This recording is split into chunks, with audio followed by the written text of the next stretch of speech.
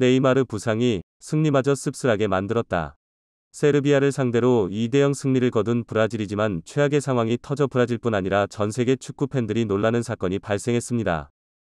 바로 브라질 대표팀의 에이스 네이마르가 부상을 당했기 때문입니다. 세르비아와의 경기에서 브라질은 히샬리송의 활약으로 2골을 기록하게 되었습니다. 특히 히샬리송이 후반 27분에 기록한 두 번째 골은 그야말로 현장에 있는 팬들의 눈을 휘둥그레지게 만들고 브라질을 응원하는 팬들을 환호하게 만들었습니다. 조금 센 듯한 비니시우스 주니어의 패스를 받은 히샬리송은 높이 떠버린 첫 번째 터치를 그대로 묘기와도 같은 바이시클 킥을 보여주어 1점 차로 따라가던 세르비아의 선수들을 절망하게 만든 것입니다. 이날 브라질의 유연하고도 민첩한 모습을 대처하기 위해 힘으로 밀어붙이는 세르비아는 결국 히샬리송의 원더골 앞에 무릎을 꿇고 말았습니다. 하지만 이날 브라질 팬들이 온전히 기뻐할 수 없었던 이유는 바로 에이스인 네이마르가 크게 부상을 당했기 때문입니다. 세르비아의 거친 수비로 인해서 지속적으로 파울을 당했던 네이마르는 히샬리송의 두 번째 골이 터진 이후 결국 교체를 당하는 상황까지 벌어진 것인데요. 브라질의 팀 닥터는 경기 후 네이마르의 모습을 전하면서 네이마르가 발목을 크게 삐었으며 붓기가 굉장히 심하다고 전했습니다. 특히 오늘 경기 선제골에 지대한 영향력을 끼친 네이마르는 오늘 경기에서 자신이 왜 에이스인지 확실히 보여주었는데요. 상대팀의 한복판에서 공을 받은 네이마르는 센스 있는 드리블로 상대팀의 페널티 박스 안까지 침투했고 이 상황이 기점이 되어서 박스 안에서 침착하게 기다리던 히샬리송의 선제골이 터졌습니다. 하지만 네이마르의 부상은 브라질의 2골차 승리의 기쁨을 모두 빼앗아갈 만큼 심각했는데요.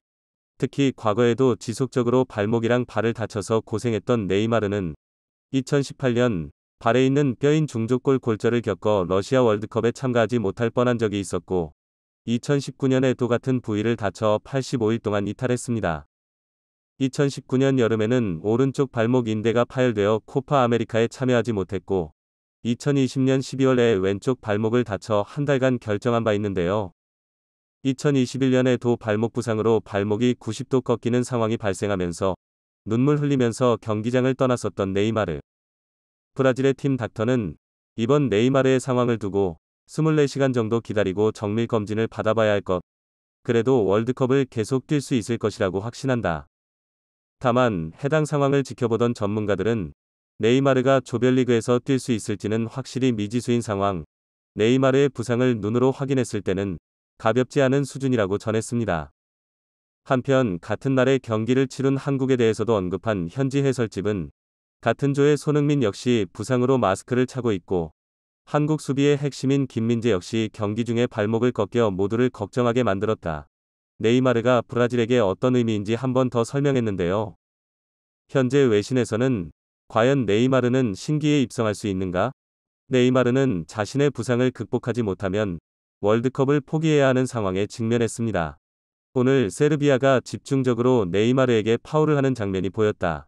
과거에 일본을 상대할 때 네이마르가 이 정도 집중 견제를 당했던 것 같다. 에이스의 숙명일 수도 있지만 네이마르는 정말 발 부상을 많이 담당했다. 부디 네이마르가 괜찮기를 바란다. 브라질의 핵심이 바로 네이마르인데 그가 없이 토너먼트를 치르는 것은 상상도 안 간다.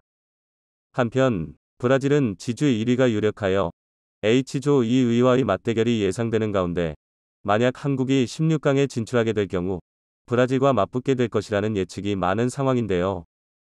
과연 브라질의 네이마르는 월드컵 기간이 끝나기 전에 돌아올 수 있을지 한국 축구 팬들 역시 관심을 쏟을 수밖에 없는 이유입니다.